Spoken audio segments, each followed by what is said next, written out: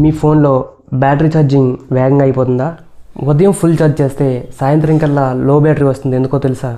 దీనికి కారణం ఇంకెవరో కాదు, మీరు చేసే ఈ చిన్న చిన్న మిస్టేక్స్ వలన మీ ఫోన్ ఛార్జింగ్ వేగంగా డ్రైన్ అయిపోతుందనే విషయాన్ని మీరు తెలుసుకోలేకపోతున్నారంతే. మీ ఫోన్లో బ్యాటరీ వేగంగా డ్రైన్ అయిపోవడానికి గల కారణాలు ఏంటి? మీరు మీ మొబైల్ని ఎంత వాడినా కానీ 20-30% వరకు డ్రాప్ అవ్వకుండా 70-80% వరకు ఎలా ఇంక్రీజ్ చేసుకోవాలని నేనైతే ఈ వీడియోలో చెప్తా. ఇంతవరకు మన ఛానల్ సబ్స్క్రైబ్ చేసుకోకపోతే వెంటనే సబ్స్క్రైబ్ చేసుకొని ఒక లైక్ ఇవ్వండి. వీడియోని మీ ఫ్రెండ్స్ అందరికీ షేర్ చేయడం వలన ఇన్ఫర్మేషన్ అనేది వారికి కూడా తెలుస్తుంది. మన బిజీ లైఫ్లో ఉదయం ఫుల్ ఛార్జ్ చేసి ఆఫీస్కో కాలేజీకో వెళ్తూ ఉంటాం. తిరిగి బయటకు వచ్చి ఫోన్ ఓపెన్ చేసిన తర్వాత ఓ ఇన్స్టాగ్రామ్లో రీల్స్ చూడమో లేదా ఎవరికైనా కాల్ చేయడమో చేస్తుంటాం. ఆ టైంలో మీ ఫోన్ అనేది లో బ్యాటరీ అనే ఇండికేషన్ చూపిస్తుంది. ఇలా ఎందుకు చూపిస్తుందో మీకు తెలుసా? ఓన్లీ మనం చేసిన మిస్టేక్స్ ఏంటో వాటి నుంచి మనం ఎలా తప్పించుకోవాలో ఇప్పుడు చూద్దాం.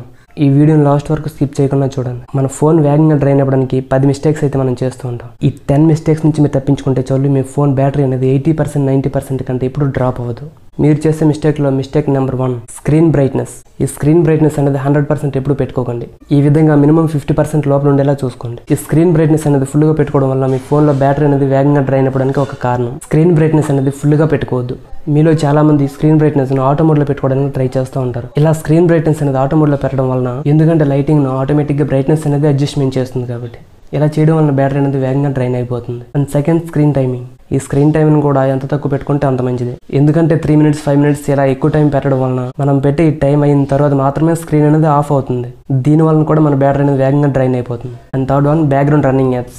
మీరు యాప్స్ వాడిన తర్వాత వాటిని క్లోజ్ చేయకుండా బయటకు వచ్చారంటే ఆ యాప్స్ అనేవి బ్యాక్గ్రౌండ్ లో కూడా రన్ అవుతా మీ బ్యాటరీ అనేది వేగంగా డ్రైన్ అవుతుంది. And fourth one, week signal అనేది వీక్ గా ఉన్నప్పుడు మీరు ఫోన్ వాడారనుకో, సిగ్నల్స్ కోసం సెర్చ్ చేస్తూ బ్యాటరీ అనేది వేగంగా డ్రైన్ అవుతుంది. సో సిగ్నల్ లేనప్పుడు వాడకుండా ఉంటేనే మంచిది.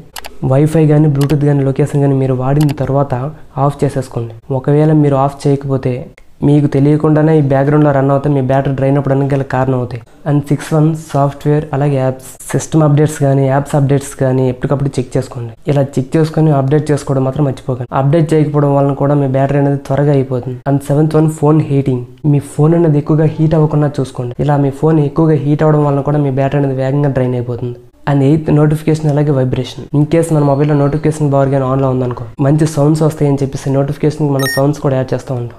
ఎందుకంటే నోటిఫికేషన్స్ అలా రెగ్యులర్గా రావడం వల్ల ఈ సౌండ్స్ వలన కూడా మీ బ్యాటరీ అనేది వేగంగా డ్రైన్ అయిపోతుంది. మనకి SMS వచ్చినప్పుడైనా సరే లేదా కీప్యాడ్ యూస్ చేసినప్పుడైనా సరే మనం నోటిఫికేషన్ పెట్టుకోవడం లేదా వైబ్రేషన్ పెట్టుకోవడం లాంటివి చేస్తూ ఉంటాం. ఇలాంటివి చేయడం మానుకోండి.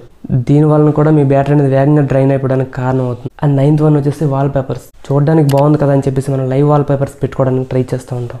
లైవ్ వాల్ పేపర్స్ పెట్టుకోకుండా డార్క్ థీమ్స్ని పెట్టుకోవడానికి ట్రై చేయండి. మీ ఫోన్లో ఇంకా వేగంగా బ్యాటరీ అయిపోతుందంటే బ్యాటరీ సేవింగ్ మోడ్ని ఆన్ చేసుకోండి. ఈ వీడియోలో ఇన్ఫర్మేషన్ మీకు నచ్చింది అనుకుంటున్నాను. బ్యాటరీ ఇష్యూ పైన మీకు ఏమైనా డౌట్ ఉంది అనిపిస్తే కామెంట్లో అడగండి, తప్పకుండా రిప్లై ఇస్తాను. ఈ ఇన్ఫర్మేషన్ నచ్చిందని అనుకుంటున్నాను. నెక్స్ట్ వీడియోలో కలుద్దాం. Until then, by.